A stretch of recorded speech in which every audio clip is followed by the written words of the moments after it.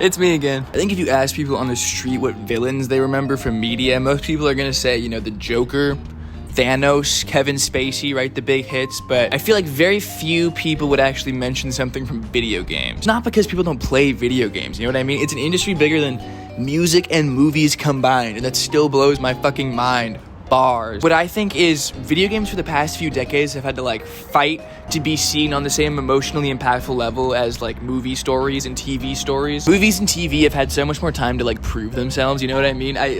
Pac-Man came out the same year as The Shining. Hasn't really been close competition until pretty recently. This is why I have nothing but respect for video games that come along, fuck you, prove that the medium is actually impactful emotionally and actually on the same level as movies and TV, which is a pretty hard thing to do. Dude, just like think about the new like Last of Us show. Like my teachers are dude, my mom is on my ass because I haven't seen the show yet. And as a gamer who's had to deal with like really shitty video game adaptations over the past few decades, this is crazy to me. Where the fuck was this? What is going on? Look, I'm just happy that video games are finally being respected as the artistic medium that they deserve to be respected as. We even have a whole awards. There's a bug in my room because the window's open.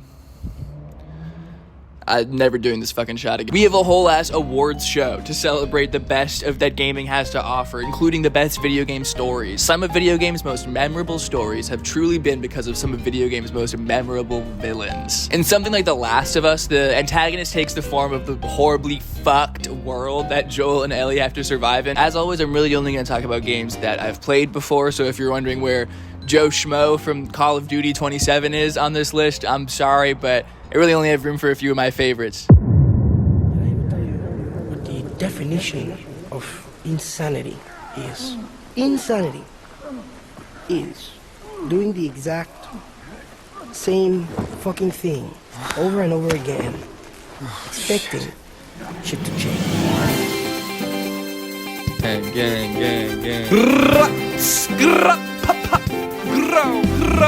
Voss represents exactly what I'm talking about. At the turn of the 2010s, there were a few key video game characters that managed to eclipse the nerdiness usually associated with video games and kind of enter the sphere of pop culture. Aside from the obvious ones like Mario and Zelda and those people, a few other key characters managed to kind of enter into the sphere of pop culture, but all of these characters are heroes or protagonists for the most part. The promotional material of Far Cry 3 is brilliant. It decided to completely forego Jason Brody, the protagonist, and instead focus on one Voss Montenegro. Voss has a total screen time of maybe 20 minutes throughout the whole campaign, and he's absolutely able to achieve what he does in such a short amount of time because of how well he's written. Voss isn't really like an empathetic villain, but he's more so an example of the game's overarching themes and metaphors. Far Cry 3 is a game about insanity and madness and your loss of humanity. They throw 5 Alice in Wonderland quotes at you just in case it wasn't obvious enough. And Voss represents this madness that plagues Jason Brody and his descent into insanity throughout the game. And he's also a great testament to how important it is to have a good actor and a good performance behind an emotionally impactful villain. Voss is so easily helped along by Michael Mondo giving one of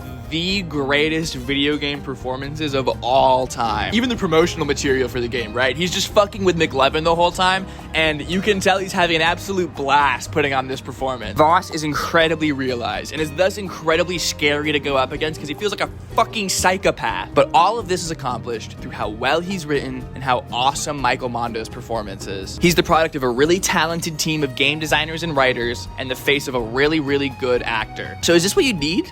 Is writing and acting key and essential to making an emotionally impactful video game villain? Absolutely not.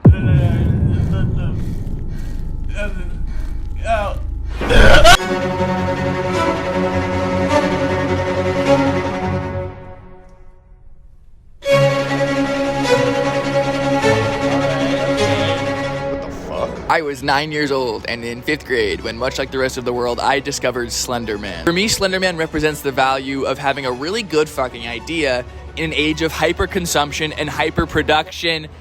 People being able to make whatever they want. Shut the fuck. From the massively successful indie games to the rise of the ARG YouTube video to a fully fledged motion picture? Are you fucking kidding me? Slender Man represents the antithesis of the silent protagonist. An ever looming terror that will hunt you wherever you go.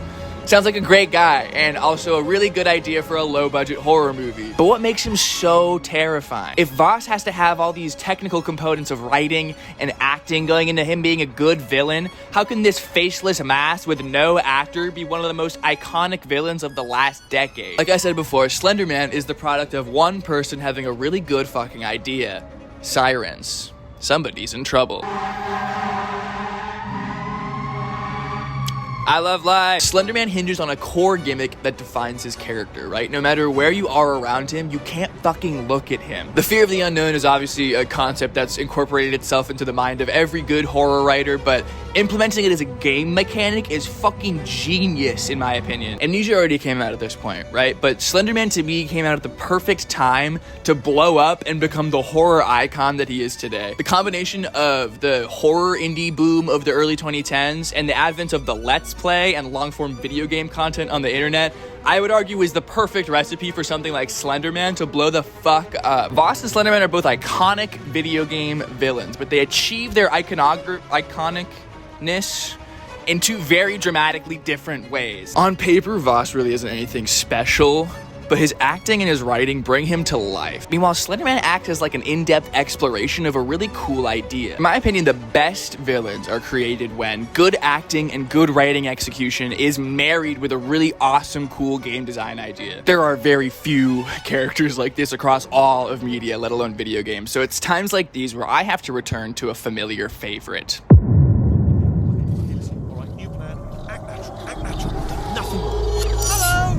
Oh, it's you.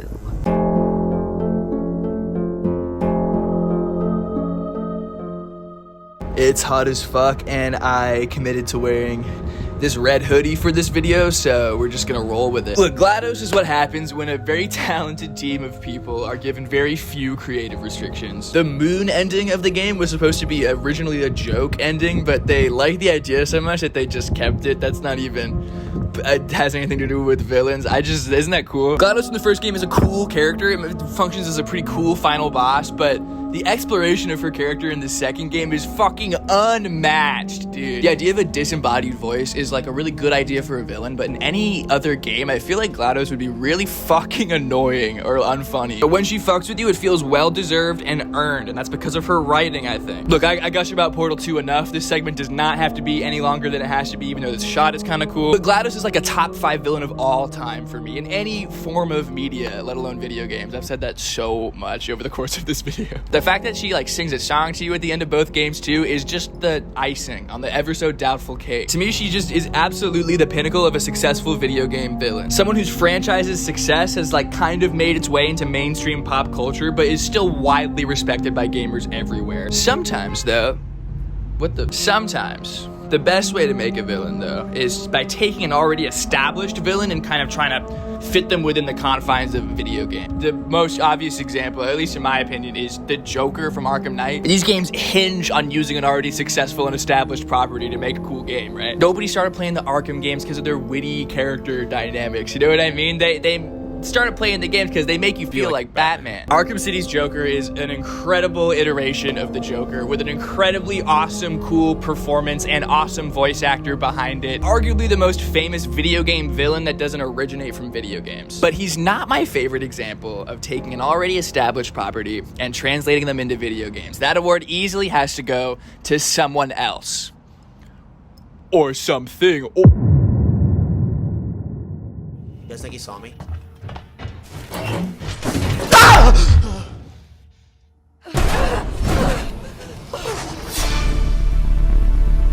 Look, the Joker's a great fucking character, but people play the Arkham games to experience what it's like to be Batman. Alien Isolation, though, it kind of hinges on this experience of being chased by the alien, one of cinema's most iconic fucking creatures ever. Slender Man plays off a similar terror that the alien does, right? But the Xenomorph can get right up in front of your fucking face, dude. It's just a beast whose goal is the same as yours, ultimately, to fucking survive. It's terrifying to go up against one of these guys, let alone a whole fucking nest of them. This part, oh my god. Alien Isolation is is a long but good game. It has its flaws, but the thing I see it get praised for most on the internet, there's a moth, is its AI. Xenomorph isn't a scary villain because it's written super well, nor did it capitalize on any wacky, zany internet trends of the time. To me, the Xenomorph is scary because it's coded well. Dude, I've played a fuck ton of horror games in my day. I used to speedrun one of them too, and I could have gone pro if I didn't tear my HDMI. But horror game AI has always been the same for the most part. They lock you in a small area with a big fucker, and he chases you around for a little bit. There are whole franchises built on this game design. Alien says,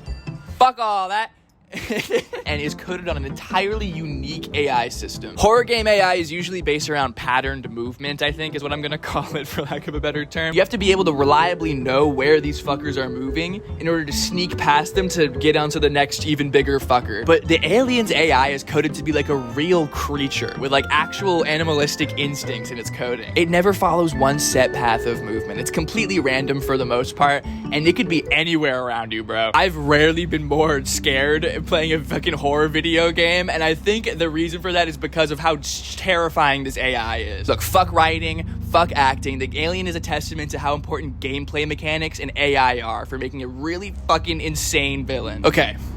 Everybody I've talked about so far has made whatever game they're a part of iconic. Horror games obviously need their villains to be scary, but there would be no Portal 2 without GLaDOS. And definitely 100% absolutely would be no Far Cry 3 without Boss. All of these stories, if you can call all of them stories, are made better by whatever villain is at the crux of it. For my last example though, I want to talk about a villain who doesn't really need a story. Someone who's simultaneously involved in millions of stories, and none at all. That's right, it's time for your favorite part of the video where I cheat and include some bullshit.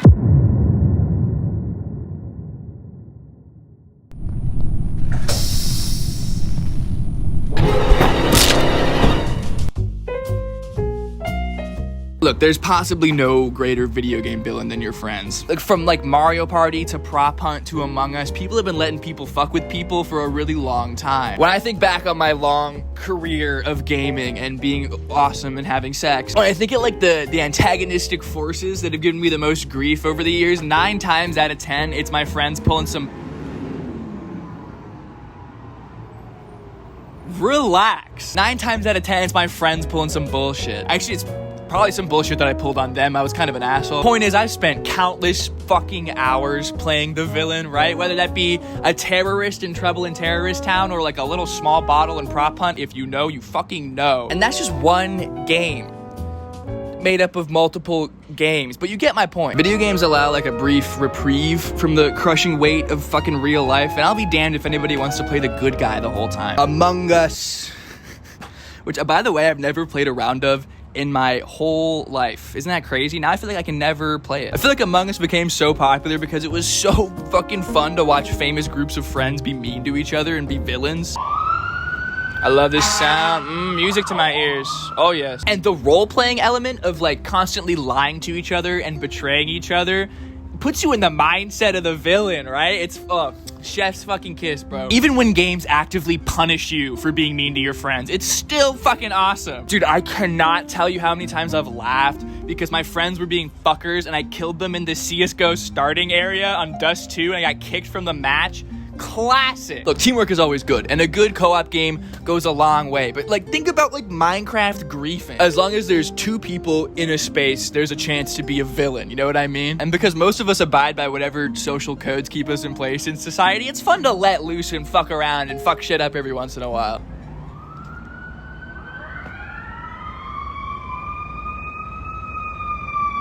Fucking LA. So I guess what I'm saying is, who can blame these guys at the end of the day? I mean, I can't. If I was stuck in a forest with cum for a face, I would probably force you to find 8 pages too. Look, the only way society doesn't fucking crumble from beneath us is the fact that we're all good people and not little fuckers, which inadvertently, whether you like it or not, gives value to being a little fucker. Fucking with people is good. It's fun. It's cathartic. It's therapeutic. It reminds us that at the end of the day, we have a little power over other people, even if it is only for a moment. And obviously there are lines in the sand here too, right? I mean, people who cross those lines, we make fucking examples out of, because at the end of the day, misusing your platform to be a little fucker is unforgivable. Okay, so with all of that being said, you just lost the game. Take care, everybody.